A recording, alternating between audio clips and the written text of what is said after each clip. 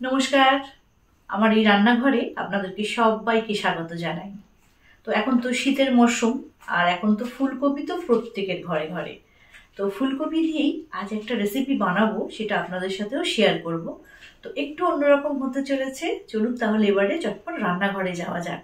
আজকে বানাবো চিলি ফুলকপি।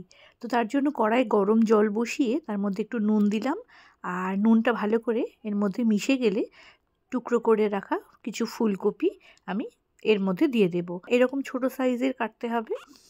জাস্ট 2 মিনিট একটু ভাপিয়ে নেব, ভাপিয়ে জলটা ফেলে দেব। খুব বেশি গলে গেলে কিন্তু ফুলকপি খেতে ভালো লাগে না। আর যে রেসিপিটা করছি সেখানে ফুলকপিটা কিন্তু একটু শক্ত থাকতে হবে। ঢাকা দিয়ে 2 মিনিট রেখেছি। দেখুন ফুলকপিটা কিন্তু ভাপানো হয়ে গেছে। এবার জল থেকে তুলে নিলাম। ছাঁকনি করে জল থেকে তুলে একটা বড় পাত্রে রাখছি। এবার এর মধ্যে 1 চামচ ময়দা আর 1 চামচ কর্নফ্লাওয়ার দিয়ে হালকা করে একটা কোটিং করে নেব। তো এইরকমভাবে হালকা করে একটু নাড়াচাড়া করলেই কিন্তু উপরে একটা লেয়ার পড়ে যাবে। তো যদি মনে হয় পরে প্রয়োজন হলে আরও 1 চামচ করে ময়দা এবং কর্নফ্লাওয়ার দেওয়া যেতে পারে। সেটা আপনি কতটা পরিমাণে ফুলকপি নিয়েছেন তার উপরে কিন্তু নির্ভর করছে। এরকম পাতলা একটা কোটিং হবে। রিফাইন্ড অয়েল গরম করে তার মধ্যে কোটিং করা ফুলকপিগুলো ভেজে নেব। তবে এখানে যদি ডবল করে ফ্রাই করা যায় তাহলে কিন্তু এই ফুলকপিগুলো খুব ভালো ক্রিস্পি হবে, খেতে ভালো লাগবে। তো বাদবাকি ফুলকপিগুলোও ভেজে নিলাম। এবার একটা সসের মিক্সচার বানাবো। তার জন্য রেড চিলি পাউডার নিয়েছি 1 চামচ, ভিনিগার নিলাম 1 চামচ, আর টমেটো কেচাপ 2 চামচ নিচ্ছি, আর একদম অল্প একটু সয়া সস নেব। এবারে জল দিয়ে এটাকে ভালো করে মিক্স করে নেব। এটা কিন্তু ডাইরেক্ট কড়াতেও দেওয়া যেত, কিন্তু আগে এরকমভাবে তৈরি করে নিলে এটার কিন্তু ফ্লেভারটা আরও ভালো হয়। তো সেই জন্য আগে থেকে এটা তৈরি করে নিলাম, নিয়ে এটাকে রেখে দিচ্ছি।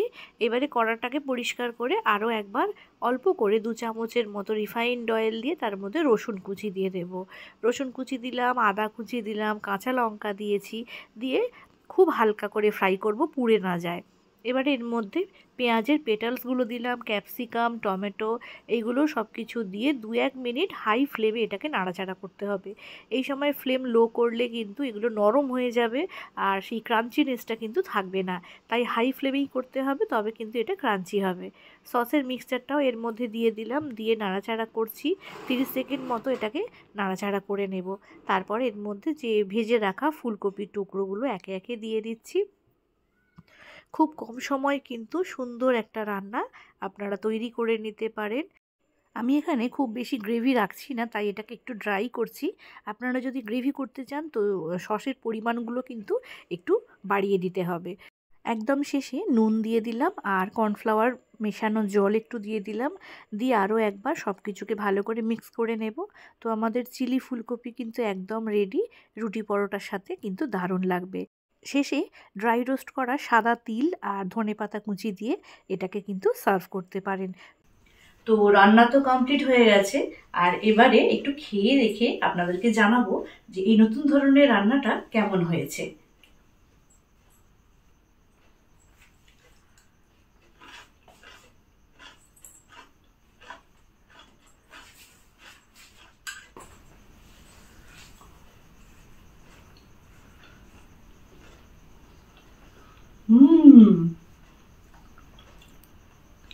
বেশ ভালো হয়েছে খেতে।